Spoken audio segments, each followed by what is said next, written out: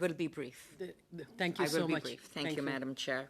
I'm going to ask one question to all three and invite you to respond. MP Zuberi, you talked about the investments that this government have made to battle Islamophobia, but I'd like to shift the focus from investments to issues of structural and systemic racism and federal law, which have either intended or unintended consequences. I'm not smart enough to figure that out on people who are Muslims. I'm talking specifically about the Anti-Terrorism Code, which was passed by Prime Minister Chrétien in 2001, passed in a rush, followed in 2015 by the National Inherent Risk Framework Strategy that was brought into life at the Ministry of Finance by Prime Minister Harper. The CBSA, the RCMP, the IRCC, CSIS, CRA, all of them function in the orbit of its influence.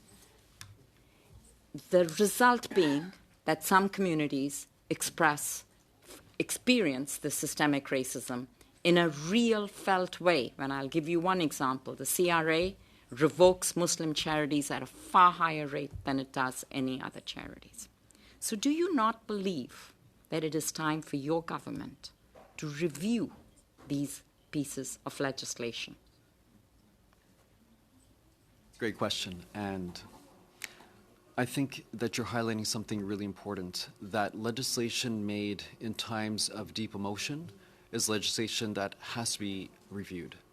And there was a deep emotive moment in the international community and Canada when the ATA, Anti-Terrorism Act, was passed and made law soon after 2001, the attack. And as you pointed out, it had grave repercussions on Canadians, in particular an impact on Muslim communities. And it led to that specific community of Canadians feeling like they were being viewed as fifth columns within their own home and society. If that is the impact of legislation, then, as you say, it warrants a review. It warrants a review. Not only because of the way in which it landed and the false positives that were the result of it, but also because that legislation was specific for a moment in time that doesn't necessarily apply 20 years on in the same way, right? We know that we are today dealing with far-right extremism. This is a new form of extremism that leads to violence. And we have to ask ourselves, are the tools of 20 years ago equipped to deal with this present-day issue? Not to say that the issues of 20 years are completely gone. No, they still are, in the public conversation and in the international context to some extent. But we also have real issues here at home today. So that's how I would respond to your thoughtful and pointed question. I'll just very quickly add that, I spoke about this earlier, about equality of opportunity. Having more and more people sitting in those decision-making tables that understand the context, that know that Muslim is not a terrorist, that know that anti-Semitism is wrong, that know that being a black person is not de facto negative in any way. I think having people sitting in those positions of power at the decision-making table goes a really long way in combating systemic discrimination in all of its forms. And I would encourage the committee, as one of its recommendations, to take note of that and to recommend that more and more people of diverse backgrounds, including Muslim people, be included in board appointments all across the country. May I add one small point? Mayor Nenshi on this question. Yes, of course, Mr. Nenshi. Former Mayor Nenshi. So yes, former, thank you. So thank you for that very thoughtful question, as always, from you, Senator.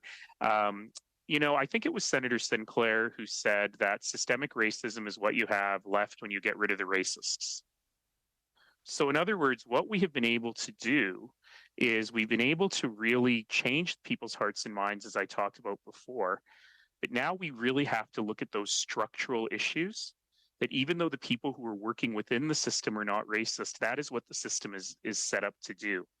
And government is notorious for this. You know, I always used to say when I was mayor, none of my public servants want to go to work every day. Nobody wakes up in the morning and says, I want to go to work today and screw over a citizen. But sometimes you get to work and the citizen complaints is such that the policy and the procedure and how you manage it only gives you the option to screw over the citizen. And when you do that day in and day out, you tend to forget the institutional levers that caused that. And so a lot of people respond very badly to these words, systemic racism. But in reality, what we're talking about is generations of power, of design. And, you know, I always said when I was in government that I'm not a very bright person. I only have two answers to every problem. And they're always the same two answers. And they are, take a systemic view of what you're working on and put the person you're trying to serve at the center of your systemic view. And too often we serve the policy, we serve the process, we serve the bureaucracy, we serve the forms that have to be filled out instead of serving the citizen. And so if we're able to use this lens of systemic discrimination and really be able to then methodically and rigorously take that systemic view and reformat things so that the citizen is at the center of the work, it makes a huge difference. I'll give you a very trite example. We had all these problems this year in the passport office, right? And one of the things that I diagnosed out of that in my chair in semi-retirement here was that the passport office is one of the few areas where the federal government directly serves citizens. You know, City of Calgary has to serve citizens in every way, every day, in municipal order of government. But one of the challenges they were having is that the passport office had to follow all these ridiculous policies instead of thinking about what their goal is, which is to get the citizen the passport as quickly as possible while reducing the risk to the community of giving the passport to the wrong person. In reality, that is a tiny, tiny risk.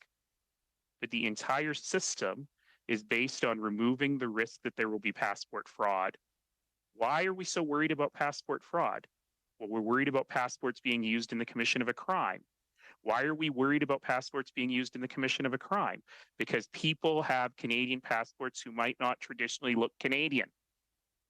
And so we've got to put in all these checks and balances to make sure those people have passports. Do you see what I'm getting at here?